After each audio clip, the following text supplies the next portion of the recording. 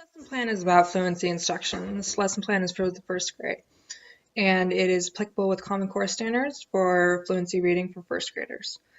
So students need to know the alphabetic principle for this. They need to have an understanding of phonics, decoding skills, orthography, and phonemic awareness understanding. So some of the techniques that are used in this lesson plan is that it needs to be consistent. So when we discuss the reading, it needs to happen frequently so the student is able to comprehend the material and able to practice reading fluently. Also, the reading you need to have the student do needs to be short and engaging. It can't be boring. The student needs to be entertained by it, and it can't be too long because the process does need to be repeated multiple times. It's also really important for teachers to remember who to partner up. It's not a good idea to partner up two very strong readers because it's much more effective to have those readers be a strong reader, be with a reader who is progressing or learning to read. That the teacher reads out the material that the students are going to be practicing to the class. I have the poem Little Bees by Alicia Lee. And so it's very short, it's good for first grade, but you can use any material that you want as long as it's short, it's appropriate for first grade. So this says 3 little bees.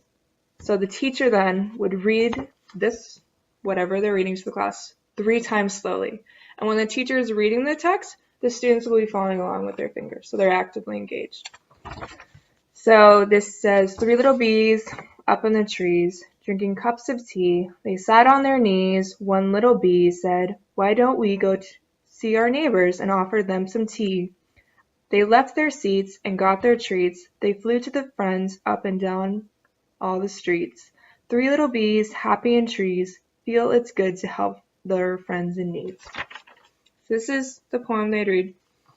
And then once the teacher has read it 3 times, the class would quarterly read it. So that means everyone is reading it together, so students can once again hear the correct way to say the words and the correct pronunciation and the correct pacing for it. So after this, the teacher will assign pairs. And once again, there should be a strong reader paired with a progressing reader who needs more assistance, so the progressing reader can hear the correct words that are being said and more reinforcement. So as one partner is reading, the other is once again following along with their fingers, is actively engaged, and they will take turns doing this until each student has read out loud 3 times. Students have read the text 3 times with their partner. The teacher can then have the class come together and talk about specific vocabulary words that in the poem. For example, they could talk about the word neighbor in the poem or the word flu and drinking and talk about those words and the context those words are used in the poem. They could also ask comprehension questions. So have there been a time when you helped your neighbor? Why is it good to help people? And so the children are more engaged in the material. So for assessment, teachers can use the QRI 5 and use the Dibbles oral reading fluency. And they can do this and chart the students' progress. If there are struggling readers, they should chart their progress once a week to make sure that there is progression happening, and that will also assess if there are other intervention materials needed, and so forth.